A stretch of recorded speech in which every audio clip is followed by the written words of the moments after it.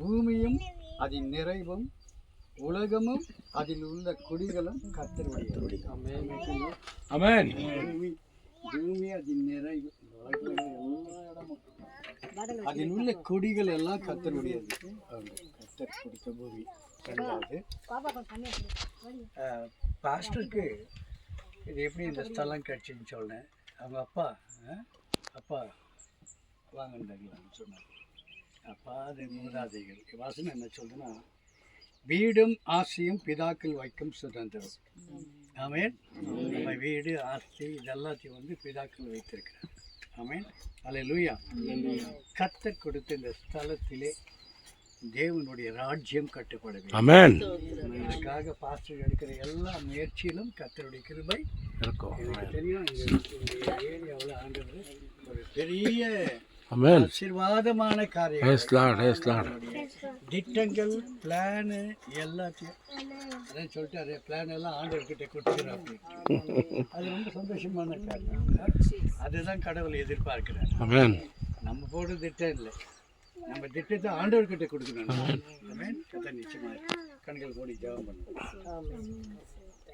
சகல ஆசீர்வாதங்களுக்கும் ஊற்றும் உறைவிடமானவரே, ஜோதிகளின் பிதாவே, நாங்கள் நம்புகிற நம்பிக்கையின் பார்க்கிறமே. ஆமாண்டவரே, நீர்தான் இந்த பூமியை படைத்தீர். அதிலே வானத்தையும் பூமியையும் உண்டாக்கின தேவன் நீர் ஆண்டவரே. இந்த வானத்தை சர்வ லோகத்தை படைத்த சிருஷ்டி கர்த்தாவாகிய தேவனை நாங்கள் உண்மை தெய்வமாய் கொண்டிருக்கிறோம். அது எவ்வளவு ஆசீர்வாதமான காரியம். இந்த உலகத்தில் எத்தனையோ நாடுகள் என்ன எல்லாம் எங்களுது சொல்லலாம். ஆனால் எங்களுக்கு தெரிந்த வரையிலும் எங்கள் தேவனாகிய கர்த்தர் நீர் படைத்த உலகம் உமக்கு சொந்தமாப்பா. உமக்கு சொந்தமான இந்த உலகத்திலே, அதாவது பூமியிலே ஒரு பகுதியை பாஸ்டர் கிறிஸ்டபர் அவர்களுக்கு ஆண்டவரை கொடுத்திருக்கிறார். தகப்பன் மூலமாகவோ மூதாதையர் மூலமாகவோ யார் மூலமாக நீர் இதை கொடுத்திருந்தாலும் கர்த்தாவே, உம்முடைய மகனுக்கு நீர் கொடுக்கிற ஆசீர்வாதம் ஆண்டவரே. உம்முடைய மகன், உம்முடைய ஊழியக்காரன், அவருடைய துணைவியார், அவருடைய பிள்ளைகள், அந்த பிள்ளைகளுக்கு பிள்ளைகள், இவர்கள் எல்லாம் இந்த இடத்தை சுதந்திரித்து கொண்டு உமக்கொன்று ஒரு தேவ ராஜ்யத்தை கட்டும்படியாய் இதை நாங்கள் பிதா, குமாரன், பரிசுத்த ஆவி ஆகிய திரியேக தேவனுடைய நாமத்திலே நாங்கள் பிரதிஷ்டை செய்கிறோம் ஆண்டவரே. இந்த இடத்தை நாங்கள் பிரதிஷ்டை செய்கிறோம்.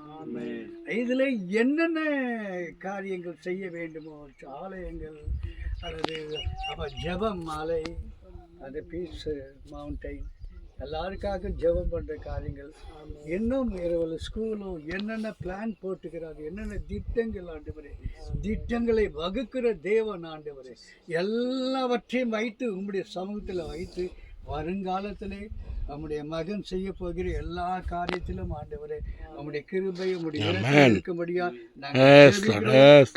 இந்த பூமியை நீர் ஆசீர்வதியும் ஆண்டவரே. இந்த இடத்தை சுற்றியும்படி தேவ தூதர்களை காவல் வையும் ஆண்டவரே.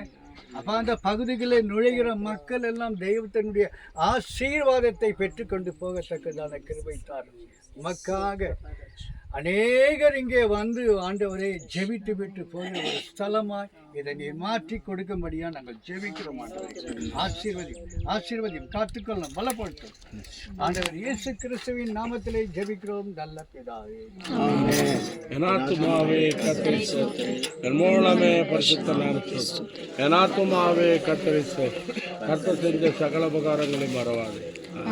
நம்முடைய கர்த்தராகிய இயேசு கிறிஸ்துவின் கிருபையும் பிதாவாகிய தேவனுடைய அன்பு, பரிசுத்த ஆவியானவருடைய அந்யோன்ய ஐக்கியம், சந்தோஷம், சமாதானம் நம் அனைவரோடும், குறிப்பாக இந்த ஸ்தலத்தோடும் இன்றும் என்றும் சதா காலமும் இருப்பது